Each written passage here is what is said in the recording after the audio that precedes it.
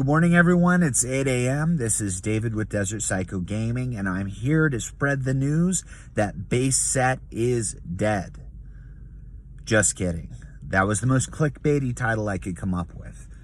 I don't think that's further from the truth. I think base set is the most iconic Pokemon set out there.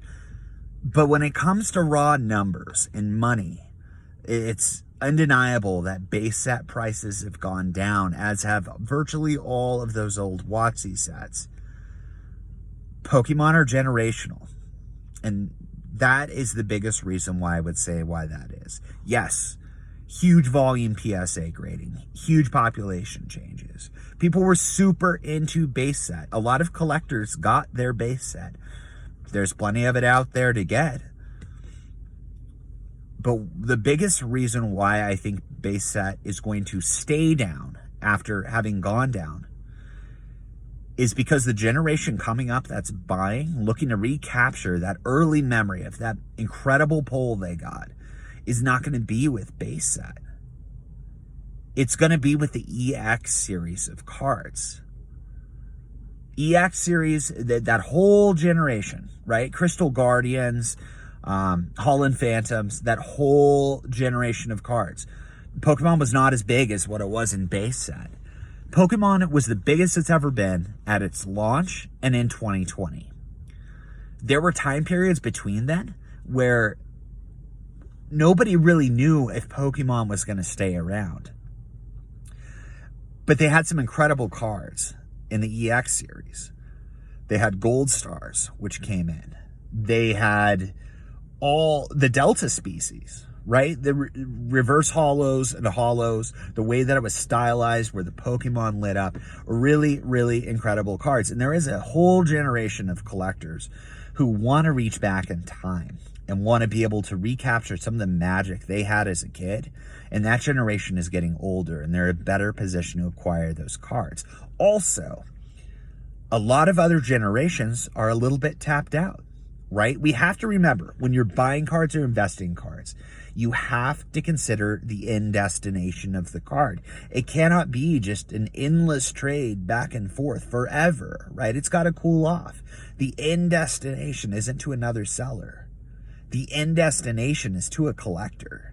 And once it gets in that collection, it goes out of circulation, at least for a period of time. So a lot of these old WOTC sets, when all the hype was so high, people were accumulating these cards at record volume, right? And they might trade hands a few different times, but eventually they end up at that end destination and it sits. So that voracious appetite that was created for these early Wizard of the Coast Pokemon cards, at least for the time being, I think was legitimately satiated.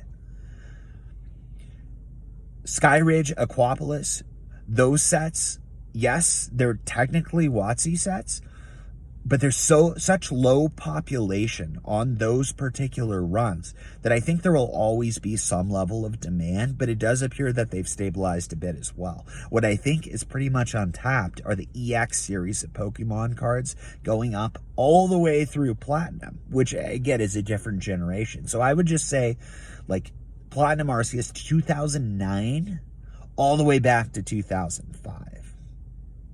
There are some cards that have done really well, and people have hunted to get some of them graded because the reverse holos weren't cared for, low population, very, very high return on a PSA 10. But I don't really want to talk about the outliers here. I just want to consider the whole sets. There are some price movements going on with Delta species cards right now, especially the evolutions, and we all know why. Evolving Skies and Eevee Heroes. You know, Eevee's been pushed into the limelight as more of a primary character rather than a secondary character, along with all of its evolutions to varying degrees, right? There are some really popular, huge modern Eevee cards, evolution cards out there. But aside from the Eevees, the Delta species, there's been attention over time, but in comparison to where I think it is now and the potential opportunity coming up, I think there's tons of room to run, and I think some attention is starting to get to it now. But I think that whole generation moving forward, you know, 05 to 2009 is going to absolutely only go up and explode as the people who are buying those cards become adults. They have money. They're looking to capture nostalgia. It's a very strange time in history we live in. You know, COVID, there's international turmoil going on. People want nostalgia more than what they ever had. And I think those cards are going to get bought. And based on the print runs, I think there are much lower populations to move the prices. So on those early Wizards of the Coast sets, there were tons of them printed. Base set is one of the heaviestly printed sets in history, if not the most heavily printed set. So there's a ridiculous amount of cards out there. And look at where the prices moved. Because there are so many cards, there has to be a ton of demand, and there was. The demand exceeded the amount of cards on the market. And that is how the prices explode. There was a much smaller collector player base during that generation I described, the 2005 to 2009. There were a lot less cards, though. And I think as people are looking to reach back, and also investors and sellers are looking to capture a segment that has not been saturated and the prices haven't truly been set yet, I think that's going to be the market, the broad market that's going to be tapped the most. I think Delta species cards are going to be the first that are really going to start to take off again. You know, they're extremely unique in what Pokemon tried to do, especially with the reverse holo model. We see them in shining cards where the Pokemon is lit, but the rest of the card is dull. We've seen something similarly done in terms of just trying to do something different with Legendary Collection, where these cards, they look absolutely fake. I thought they were fake as a kid, but they're gorgeous. They've got fireworks along the outside of the border. These sets that are really unique and really different historically do pretty well. And look at where Legendary Collection is. You know, the prices have gone up a ton. They went to the moon, they came down a bit, but they're holding. Just like base set Charizard, right? It's down, but it's holding and still up a ton. Delta species, I don't think has done it yet. Some of the gold stars, yes. I think those prices may be slower to move up. Some of the earlier shining cards, same sort of thing. But these Delta species cards, right? I think there's an immeasurable amount of potential with them.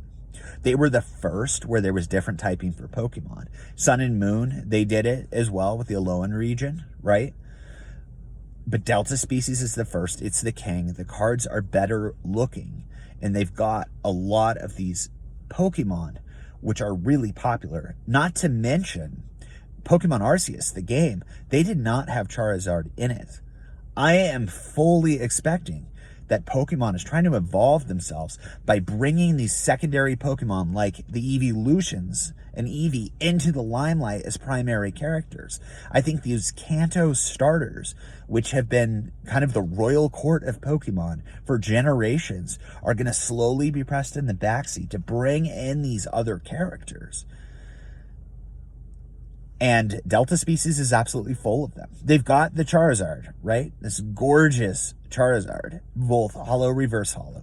But these other cards, I think, are the ones to really, really watch. And if you're going to look at the performance right now of where it's already started to move, I mean, I'm seeing the Charizard, Delta species Charizard, over $200 really consistently sell in good condition. To put that in perspective, that card was like $100 a number of months ago. I've seen some of these other cards already start to creep up, but I think as a whole, Delta species is just going to burst into the stratosphere. And part of me is feeling like I shouldn't be sharing this opinion because I'm giving data or information that I think is accurate out there, and it could lower my own chances of getting them. And I do not have massive holdings of Delta species. I don't really have any incentive to share this with an audience that is very big right now. Other than I want to be honest, I want to give good videos, good information, and I want to give back to the community in a way that I think is meaningful. So if you're looking for something to buy in vintage right now from an investment standpoint, I would stay away from those early WOTC sets. I think they're going to be lower for a while. Who's to know in 5 years or so what is in vogue, right? I would focus on those middle generation sets. I think there's the largest opportunity with them, and I think they're really, really beautiful cards.